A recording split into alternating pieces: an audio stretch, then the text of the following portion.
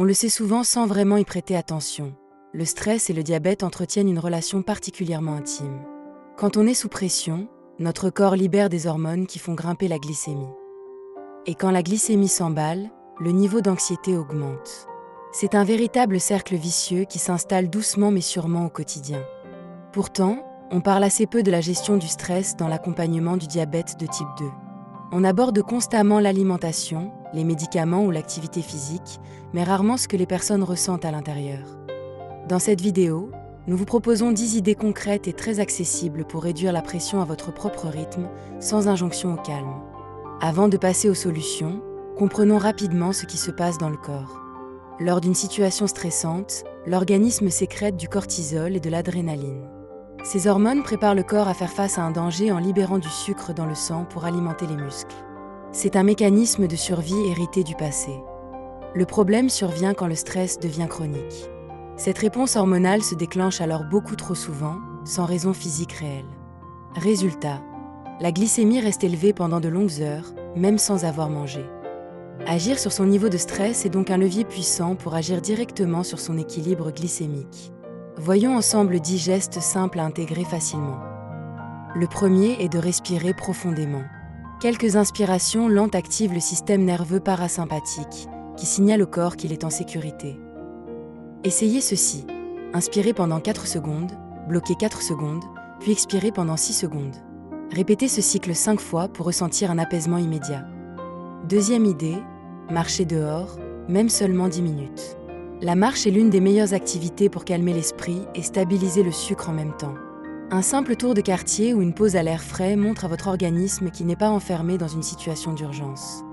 Troisième geste, posez des mots sur ce que vous ressentez.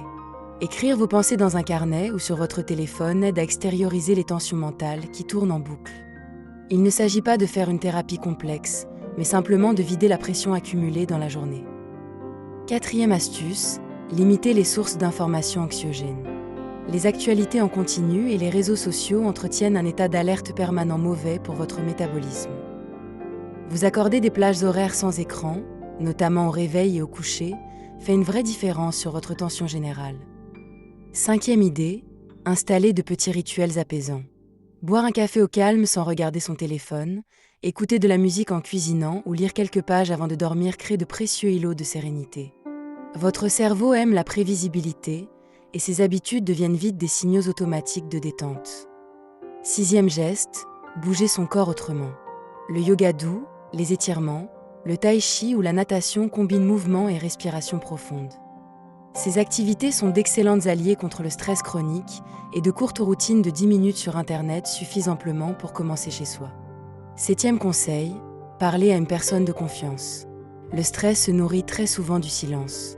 Partager ce que vous traversez avec un proche, un ami ou votre médecin allège une charge émotionnelle parfois lourde. Ce n'est absolument pas une faiblesse, mais un moyen très efficace de préserver votre santé sur le long terme.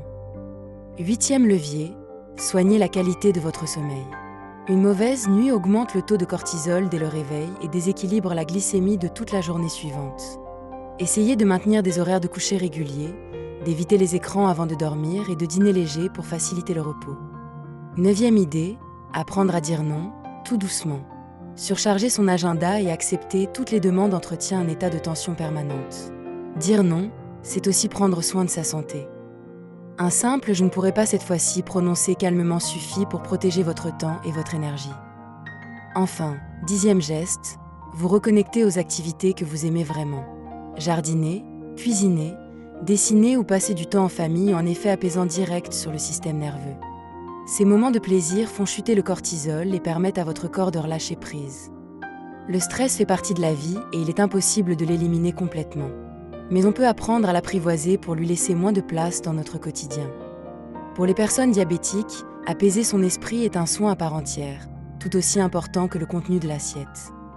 Pour aller plus loin, découvrir d'autres solutions concrètes et stabiliser votre glycémie au quotidien, rejoignez-nous sur notre site internet glucovie.fr.